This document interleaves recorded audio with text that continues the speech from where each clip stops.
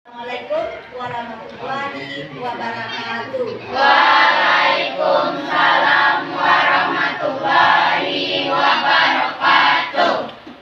Selamat siang. Sehat semuanya Ibu? Sehat. Alhamdulillah. Udah sarapan? Sudah. Oke. Udah bisa kita mulai belajarnya? Sudah. Sebelum kita mulai belajar, kita bikin refreshing dulu. Coba berdiri semua. Berdiri semua. TUIPS. Yes. Oke, terima kasih. Silakan duduk.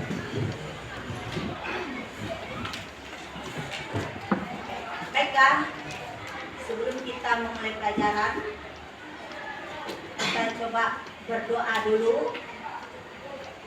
Silakan ketua berdoa dulu sebelum kita memulai pelajaran. Istaif Tajimu salam. Assalamualaikum warahmatullahi wabarakatuh. Waalaikumsalam warahmatullahi wabarakatuh. Berdoa mulai. Billahi minasyaitonir rajim. Oke. Ibu ambil absen dulu. Ketua, ada yang hadir? Ada yang hadir ketua? Ada semua? Oke, terima kasih. Berarti anak ibu udah tentang globalisasi.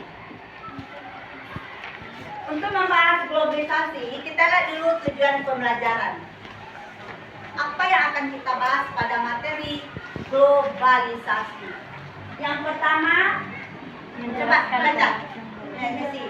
Pertama, berdiri. Pertama, misi. Silakan masuk ke dalam Pertama, pelajaran. menjelaskan pengertian globalisasi. Kedua, menyebutkan bentuk-bentuk globalisasi di berbagai bidang kehidupan. Tiga, menganalisis dampak globalisasi dalam kehidupan bangsa Indonesia. Empat, menguraikan upaya menghadapi globalisasi. Oke, bagus. Berarti akan kita bahas hari ini ada 5 tujuan pembelajaran. Ada 4 ya tujuan pembelajaran. Satu, pengertian. Yang kedua, bentuk. Yang ketiga, dampak globalisasi. Yang keempat, upaya untuk menghadapi globalisasi. Oke. Untuk membahas materi ini, kita lihat dulu tentang kata kunci atau penguatan dari judul. Dari kata kunci ini baru kita bisa membahas apa-apa itu tentang globalisasi. Kita lihat dulu kata kunci yang pertama. Coba baca, Alif. Kata kunci yang pertama, Alif.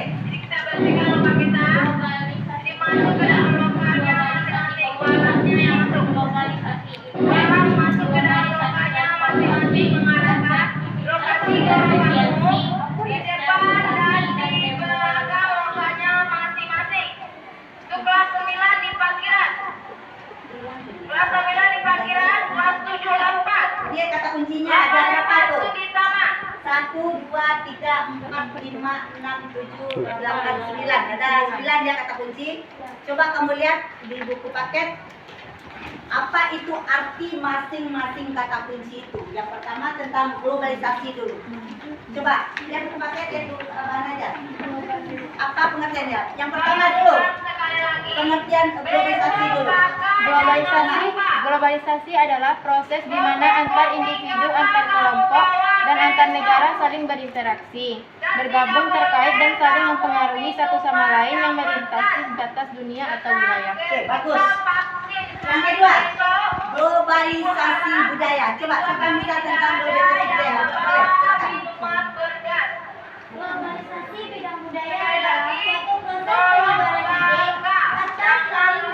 atas gagasan, makna dan nilai yang ada pada masyarakat ke masyarakat lain dengan cara tertentu untuk memperluas dan mempererat suatu hubungan sosial antara satu negara dengan negara lainnya. Bagus. Aktivitas, efisien, Organisasi dan demokratisasi. Apa itu efektif? Efektivitas. Ya, boleh. Efektivitas adalah melakukan sesuatu dengan tepat. Melakukan sesuatu kerja itu dengan Tepat. Cepat, cepat. Oke, lanjut. Itu zaman sekarang seperti itu. Itu yang disebut dengan globalisasi. Oke, lanjut. Kata kunci yang terakhir, demoralisasi. Apa itu demoralisasi? Ya, boleh. Demoralisasi adalah menurunnya atau merosotnya akhlak atau moral seseorang. Ya, menurunnya akhlak atau moral seseorang. Apa contohnya? Siapa bisa kasih contoh? Apa contohnya? Moral orang muda usaha apa sekarang? Mulai mencuri, apa lagi? Pembunuhan. Banyak itu dua orang kerja kelompok. Sinta yang kedua itu adalah kamu lihat LKS, LKPD ibu, LKPD lihat. LKPD pertama menjelaskan tentang pengertian globalisasi. Kalau kamu tahu tadi dari kata kunci, udah tahu berarti tahu isinya. Nah, ya kata kunci tadi itu ada berhubungan dengan pertanyaan yang tadi. Yang kedua menyebutkan bentuk-bentuk globalisasi. Yang ketiga dampak dari globalisasi. Yang keempat Menguraikan upaya menghadapi globalisasi. Oke, kamu berdua kerja kelompok berdua, boleh? Silakan cari jawabannya. Ya, silakan cari jawabannya. Silakan kamu cari jawaban yang selanjutnya.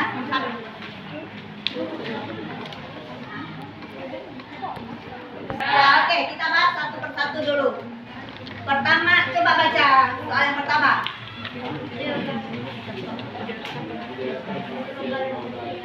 Menjelaskan pengertian globalisasi. Apa itu pengertian globalisasi?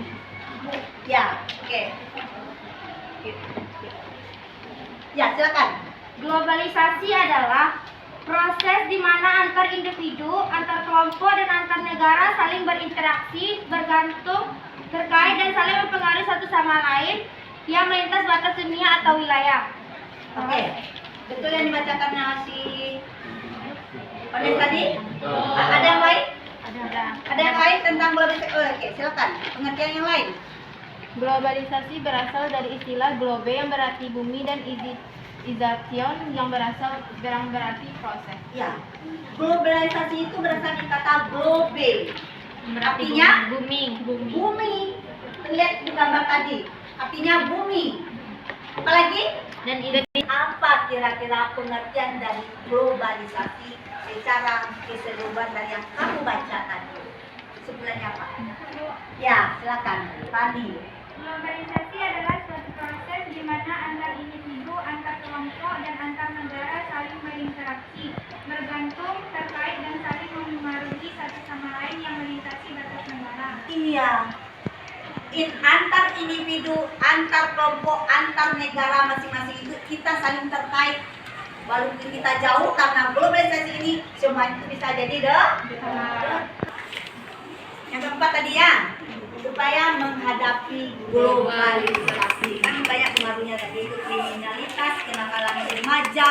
Jadi bagaimana upaya pemerintah untuk menghadapi globalisasi dalam berbagai bidang. Yang pertama tadi ada bidang apa tadi? bidang budaya, ekonomi, initek, transportasi, dan komunikasi. Ada 5 tadi ya. Apa upaya kita untuk menghadapi globalisasi dalam 5 bidang tadi? Coba, siapa yang bisa? Globalisasi dalam bidang budaya dulu. Bagaimana upaya kita menghadapi? Coba, siapa yang bisa? Ya, silakan Firna. Globalisasi dalam bidang budaya. Upaya menghadapi globalisasi budaya. 1. Menyaring setiap budaya asing yang masuk ke Indonesia untuk kemudian diadaptasi dan digunakan bersama-sama. 2. Mempromosikan budaya asli Indonesia ke kancah internasional untuk menumbuhkan rasa cinta budaya Indonesia. 3. Menyukai dan menggunakan produk-produk asli Indonesia. 4. Memperkuat persatuan dan kesatuan antar warga Indonesia yang memiliki budaya beragam untuk bersatu melindungi budaya asli Indonesia agar tidak luntur terbawa arus globalisasi juga tidak hilang karena diklaim negara lain. 5. mematenkan setiap budaya Indonesia serta mempublikasikan agar tetap terjaga dan menjadikan masyarakat Indonesia bangga memilikinya. 6. Berpegang teguh pada nilai religius, spiritual, dan memupuk rasa Bhinneka Tunggal agar Indonesia tetap berjaya dalam budayanya. 7. Meningkatkan kualitas nilai. Bikin kelompok, kerja kelompok,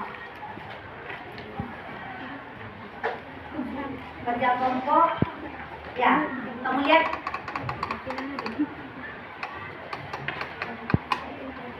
Coba kamu lihat kerja kelompok, aktivitas kelompok, sambil melihat video.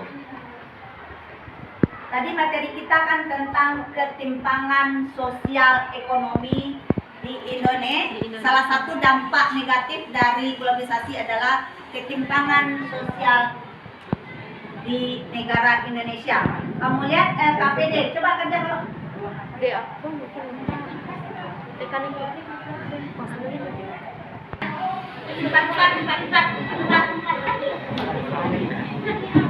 Sambil menonton, kamu bikin ya, oke.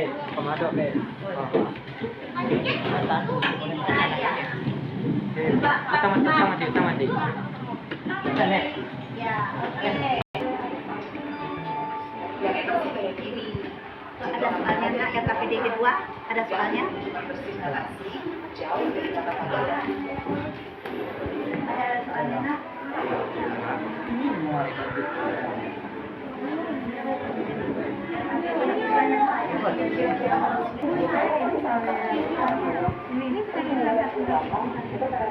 Ikut soalnya.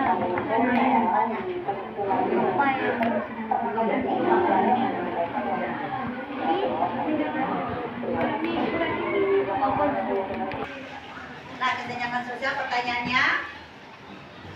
Pertama, apa itu tentang kesenjangan sosial itu apa? Yang kedua, apa faktor penyebab timbulnya Kesenjangan Indonesia. Yang ketiga, apa dampak dari kesenjangan sosial itu? Keempat, bagaimana cara mengatasinya? Coba kamu lihat LKPD, diskusikan kelompok, silakan kerjakan ke kelompok, lihat bahan ajar, lihat buku. Oke, kamu lihat gambar. Kesenjangan yang tajam, apalagi sekarang ini akibat COVID, hampir semua berdampak.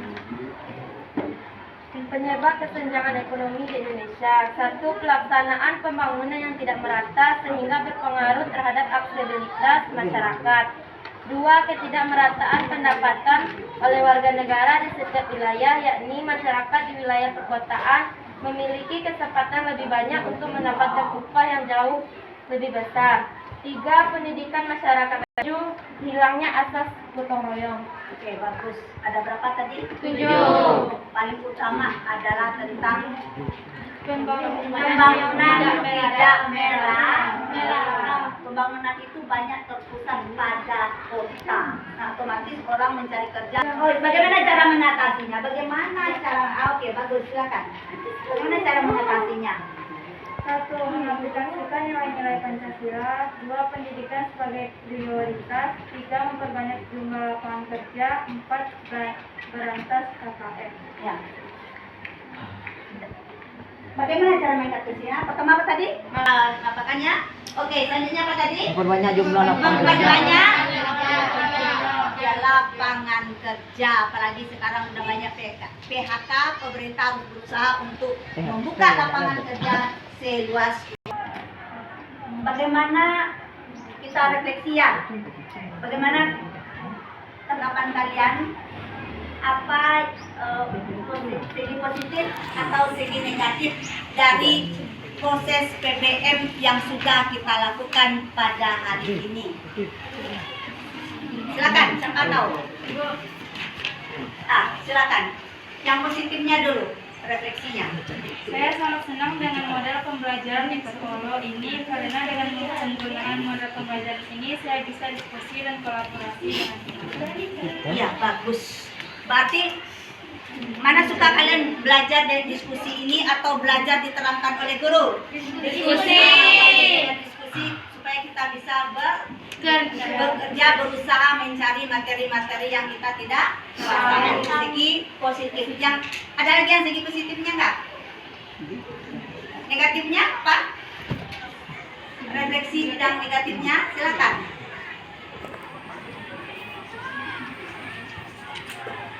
Coba. Negatifnya, Pembelajarannya sudah bagus, tapi ada siswa yang masih melamun dan tidak memperhatikan guru.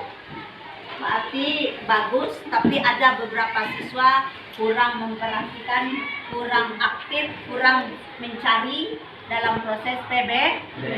Oke, terima kasih. Sekarang kamu beralih pada posisi seperti semula. Kita kesimpulan dari materi. Sebaiknya untuk materi proses PBM, silakan. Sarannya apa? Menurut saya untuk mengenai pembelajaran ini, metode pembelajaran ini ke depannya, sebaiknya peserta didik lebih memperhatikan guru dan fokus pada materi yang diajarkan. Iya. Jadi kalau dapat kamu dalam proses PBM ini fokus pada materi pembelajaran, jangan ingat dengan HP atau segala kiri kanannya. Jadi kalau kita aktif, otomatis kita belajar akan lebih giat lagi ke depannya. Oke. Terima kasih untuk proses PBM hari ini.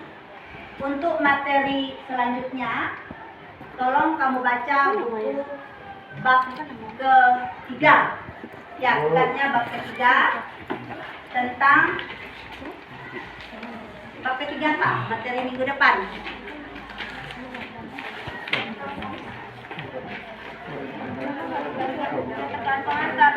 Pengaruhnya terhadap kesejahteraan masyarakat.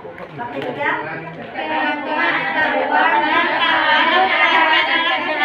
Warahmatullahi wabarakatuh. Waalaikumsalam warahmatullahi wabarakatuh. Sebelum kita berdoa dulu ya. Sebelum tutup berdoa dulu. Silakan. Tutup berdoa. Sebelum kita pulang, bila kita besok bersyukur mulai. Alhamdulillah.